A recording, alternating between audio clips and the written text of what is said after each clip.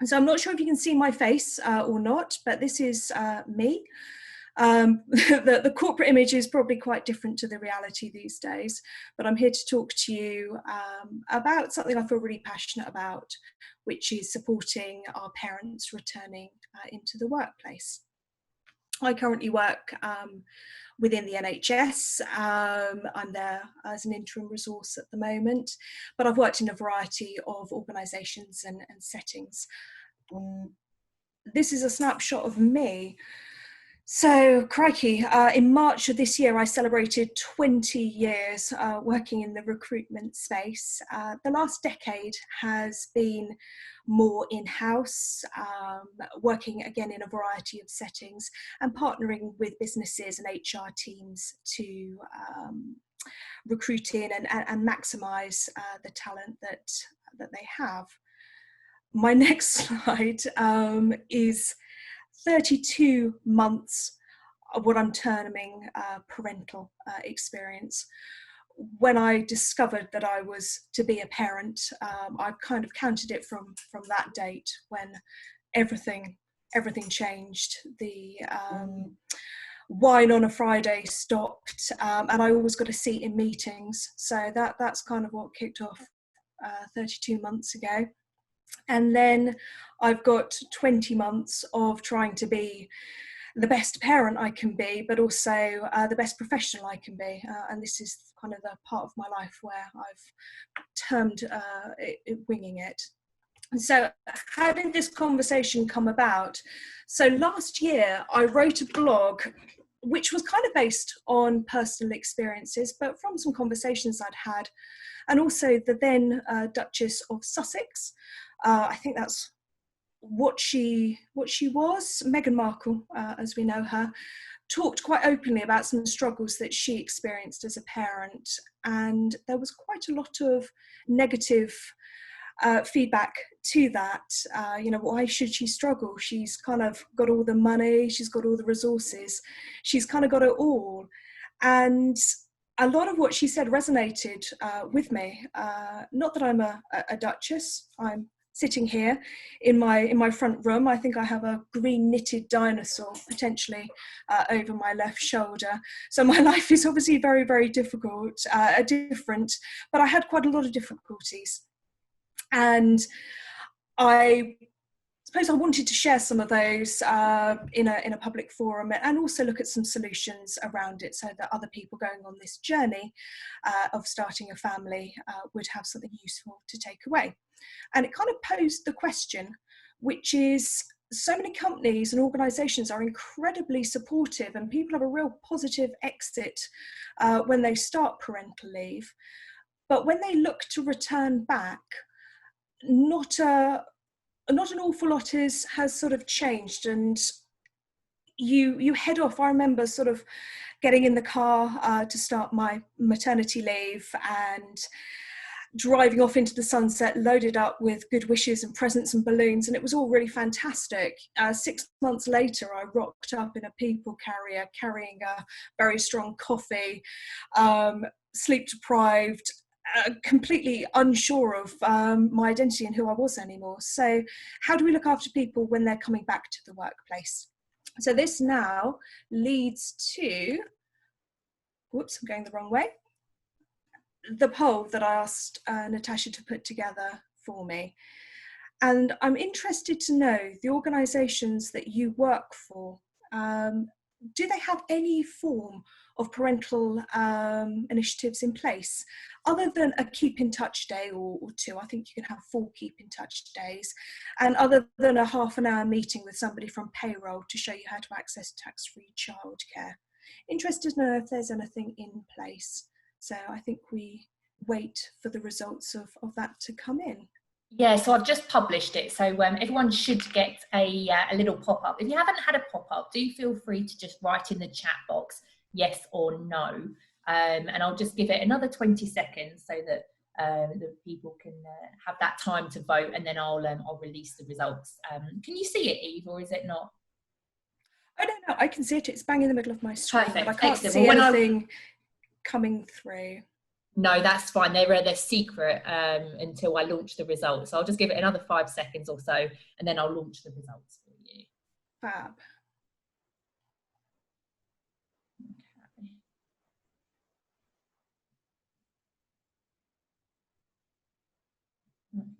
So should now have the shared results. So you should be able to see those, Eve, hopefully. I can. And that's actually quite positive. That's better than I was expecting, but still there's an imbalance there. And I Perfect. do So for think anyone that can't see, it's 71% say no and 29% of people say yes. So just for anyone that can't see those results. Super. Okay, Natasha, can you move it? Oh, there it goes. Wonderful. So from writing my vlog and the thoughts that I had, here we go. I put together some takeaways, and I've called them the PC, the pre-COVID takeaways, because since all this was written, crikey, everything has changed as we know it. And the recommendations that I made around my personal experience are these. So I'm a big believer in workplace networks and putting together groups of people that are aligned on life experiences. So having parental networks within the workplace I thought was a real positive. It also brought people together that perhaps wouldn't have any reason to cross paths professionally, although they may well be in the same building. Looking at flexible working, and we'll talk more about this a little bit later, but a lot of people return to work part-time, and part-time can be great, but it can be pretty bad unless you've really got some strong support from your team or from your manager as to how your previous full-time job can be successful part-time. What a number of people end up doing is working a full-time job on reduced hours, whether they intend to or not, earning less money than they'd earned previously, and putting themselves under a lot of pressure. I mean, it can be really difficult, especially when you're employed. You know, they give you one of these and you have your work emails on them, and especially in the roles that actually we do as TA professionals, say you clock off at 3:30, if something comes in and you know that you can action it, and you also want to action it because you kind of want that recognition from your employer as well, you do end up working outside of your allocated hours. So flexible working was something that I was lucky enough actually with the employer I had to be able to do. So I worked flexible full-time. That meant that I could take my son to nursery, I could travel outside of rush hour. A number of my stakeholders were actually international, so it also meant that I could finish, I could actually get home, I could do various activities with my son, but I could also fire up my computer later and get on and speak to colleagues that needed me throughout the working day. So flexible working really was a success for me, and I felt less pressurized working full-time flexibly than I did working part-time. And that flexible and remote working, when organizations trust you, and we've got great technology as well, the tools are in place for people to be able to do that. Now the other things that came out of my thoughts were really around wellness and well-being in the workplace. And it isn't something that I'm going to talk about too long, because I know I have a 20-minute slot, but there are a number of well-being considerations for parents in the workplace. There are the emotional feelings, especially for new parents, of leaving their child, feelings of guilt. Your mental health really takes a hammering when you become a parent, but your physical health takes a hammering as well. As soon as your child is in some form of childcare setting, you have to prepare for being ill for about 18 months of your life consistently, and God, is it miserable. And when you're ill and you're tired and you're feeling pressurized, I mean, you get yourself into a real negative cycle. And it's difficult to know where to come out of that. So if you have mental health services available to your employees, as we all do, make sure it's really clear, signpost your parents to them, and also put together maybe a pack of information so those resources are really accessible. Looking at physical well-being, your parents need flu jabs, send them in that direction. There are other considerations in the workplace about having a break, getting fresh air, replacing the biscuits with fruit bowls. You know, there are a huge number of things that can be done, as well as information about boosting immunity and things that would be incredibly useful to new parents. So the other thing you don't really need when you're a new parent and you're feeling this pressure and you're trying to work and you're sick and you're perhaps needing to take some time off, and this is all uncharted territory to you as well, is your teams and your HR teams need awareness of who the parents in the workplace are. Because if you start taking time off and you're absent from the workplace, that can then trigger I can't remember the name of the scale. It's something being with a B, it's something like a Bristol scale or something like that, that you've taken X number of days absent, therefore HRIS will automate a letter that you need a conversation with your manager to talk about absenteeism, which again can put an added pressure on that worker. So a whole sort of combination of takeaways I had, but ultimately the thought around those takeaways was to look at making more inclusive environments and promoting belonging within organisations for workers. And if I flick on to the next couple of slides, I can explain that a little bit more. So we're now looking at returning to a new normal. Lockdown restrictions are starting to be lifted, and we're starting to think about where we go from here. And that's raised a couple of questions. You know, will workplaces ever really be the same? We locked down very quickly. It was an emergency situation, and we had to kind of get on with it. It really accelerated a lot of things that many businesses were quite reluctant to do, such as remote working, such as flexible working. So now we've done it, our workplace is ever going to be the same. And when a new normal starts to evolve, that could possibly be a good thing. And it's going to create some opportunities, especially around hiring.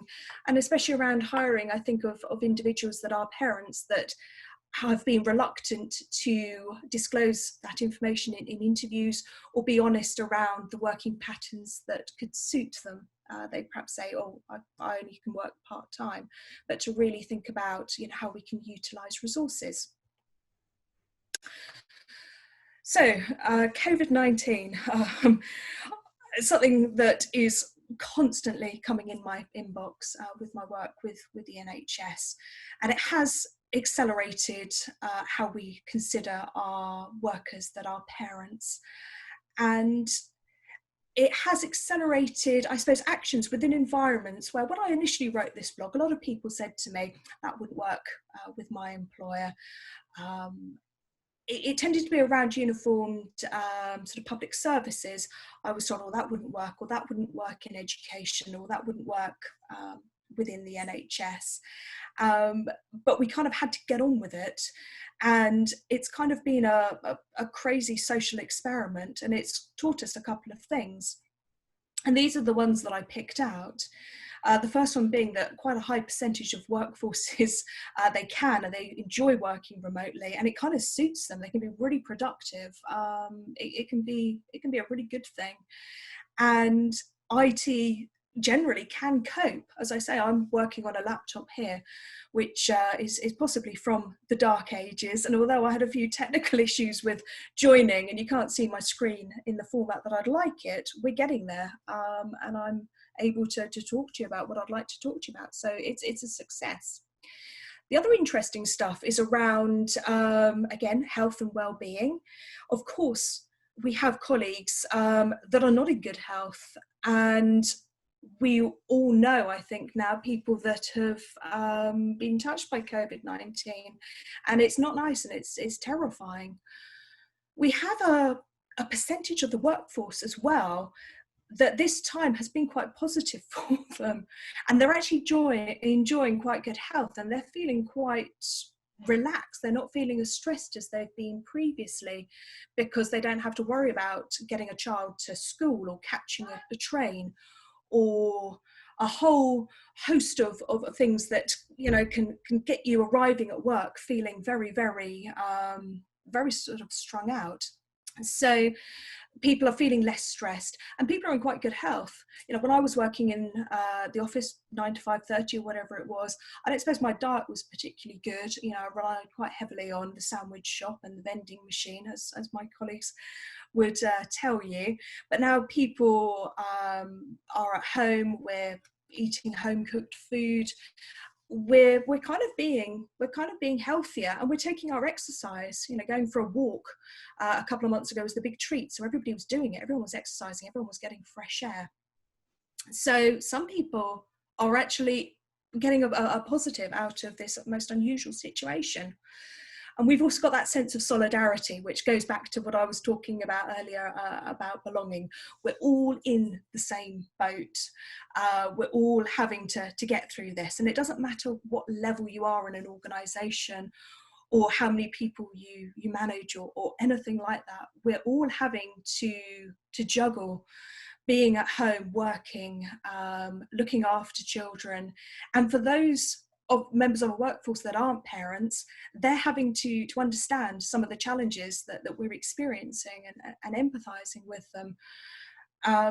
I remember, I think it was 2 years ago now, the BBC reporter, we all saw it because it went viral, who was trying to have a very serious conversation to the BBC News when his yellow t-shirted toddler trotted in, and then his baby in the walker, and then his wife slid in to kind of grab everyone and bundle them out. And it was so extraordinary that it went viral. That's kind of normal at the moment. These things are happening, and it's not actually a problem. It's not actually a bad thing. We're inviting people into our homes, as all you guys are kind of in my home at the moment, listening to me share my thoughts on this. So there is that sense of solidarity. I think the other takeaway that I picked out was it's not ideal, and I don't think anybody has actively wanted to do this going forward, but in extreme circumstances, we can work from home and we can look after our children simultaneously. And if extreme circumstances arise in the future, I don't think we should be penalised for having to do it on a very rare occasion. So going forward, we've kind of got a reversal of what life was like. The number of parents returning to the workplace before all of this was a very, very small percentage. It's kind of come full circle. I was trying to find a reliable stat somewhere about how many, what percentage of your workforce are parents, and I couldn't find anything that was particularly good, but we know it's high. So now we're having a whole host of parents and parents of children or young people of a variety of ages coming back to the workplace. And this sort of extended and enforced leave that we've had with our children has made people, you know, rethink about things. They've made people reevaluate what's important to them. It's been a time where we can't do a lot of the things that we would do normally. So a lot of people have had to think about what they would like their home life to be like. The buzzword of yesteryear of work-life balance, how people actually would like that to look, and whether it is something that is integrated or whether it's two things that should be separate. There's a whole number of thoughts and reevaluations that I think have gone on within our workforces. because this is the longest period of time that any working parents have had, even teachers with their children at home with them during lockdown. It's been a huge spell of time, and a lot of people have really loved it. A lot of people are desperate for it to end. But it's as I say, it's been a social experiment, and it's changed people's thinking quite a bit. So let's think about our parents returning to our traditional working environments, or a version of. These are just a bit of a brain dump that I had when I was putting this very simple presentation together.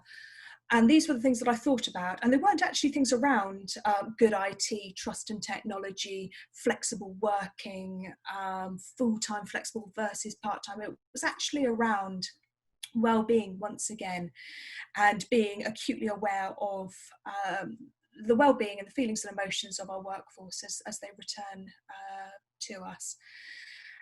We have a real battle-weary workforce, having to be in four walls and work and homeschool in some cases, or in a lot of cases, your children, entertain your toddlers, provide meals, that whole host of things that we kind of take for granted because our children are in other settings, have led us to be pretty battle weary. So those that are coming back to work are feeling quite, they're not on their top game as they're coming back to you.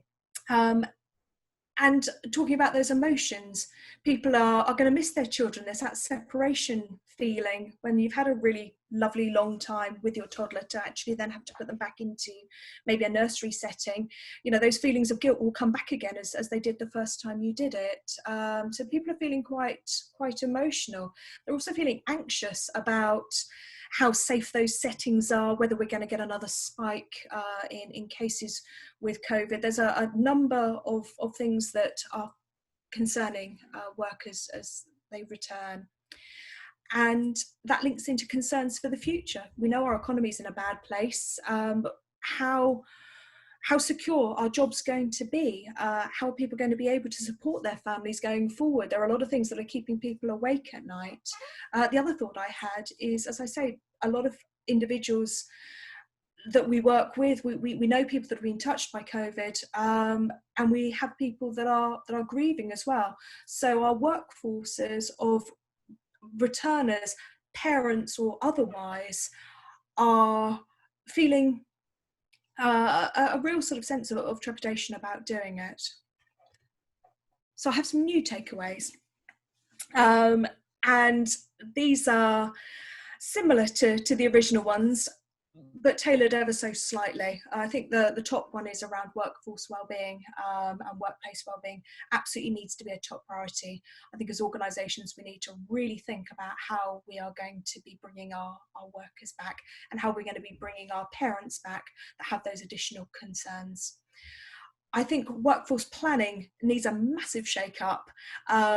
Let's consider if roles can be done part-time, whether it really actually is going to work and be productive part-time, or whether a flexible full-time model could work, and having some conversations and engaging with your employees. Sometimes part-time can be the worst of both worlds. You're working on less money, you've got big childcare bills to pay, you're trying to do a full-time job in part-time hours, and invariably you're feeling stressed and you can end up working for free. I know that's what I experienced. And if we have people that are going to be working flexibly and working remotely, does the office environment need to look like it did before we got the call to lock down? Would a hot desk model perhaps be a better one going forward? Going back to our parental networks, again, massively important, I think. But what COVID has also taught us is that some of those networks, we can build them virtually. We can build them with colleagues in different locations. And this has been a global pandemic, so we can actually build them within our global networks. So if you had a colleague doing the same role as you, but in an international location, who was also a new parent perhaps, that could work really well, and it could be done virtually. Thinking about the parental mentor programs, I think that is something that works quite well face to face. I think to be able to sit down and have a coffee with somebody, to be able to chat through concerns, it can be done virtually for sure, but I think ultimately that is a face-to-face interaction in order to get I suppose the best results from it. So, coming towards the end, and I think I've managed to stay on time, which is very, very good. I'm really keen to continue the conversation. I'm keen to hear questions. I'm keen to see how businesses will think about embedding best practice for those that are returning to them. And also my final slide is obviously, thanks ever so much for signing up and coming to listen to me. That's all right. I'm a pretty social person, so, do connect with me on LinkedIn. I'd love to have a conversation, offline, the ones that we probably would have had if I was there face to face and able to meet and have lunch with people, and of course the glass of wine, which I've referenced twice now. So that's we can always reference a glass of wine when you're in my company. So no, I am looking forward to being able to meet everyone virtually in person. But Eve, it was a great session. Obviously, we've spoken a number of times around different elements. So I've just got a couple of questions for you. But in the meantime, for anyone that has been online, if you could go to slido.com and pop in the hashtag IHR diversity. This is where we're gathering all our feedback throughout the day. So it'd be really helpful to get your insight and your thoughts on the session, so that we can feed it back to Eve. But Eve, from your side, it is such a strange world that we are currently living in. For anyone that is looking to start a returners program for when we go back to normal office life, however that looks, where would you recommend they start? Is it just in communication and just working out? Because, you might have new mums that are meant to be on maternity leave, sort of coming back around the same sort of time. And obviously that's a really hard situation that we're currently in. So where would you recommend that they start? I think it's a really big opportunity, the whole returner program. And of course, there are different things that will work for different organisations and different professionals that are coming back. So for your employee engagement, and also as part of your EVP within hiring, I think a returner program of any sort is going to be something that's going to be really attractive. I think to start, collecting and thinking about putting together information packs to communicate to the returning workforce would be a very good step. I think we need to start having conversations around perhaps an employee survey. You're returning to work, what's going to work for you? Because some people will feel differently about returning. There was somebody I know, their child can return to school, but they don't want to, and their employer is being a little bit difficult because it's a case of, right, everyone is returning now.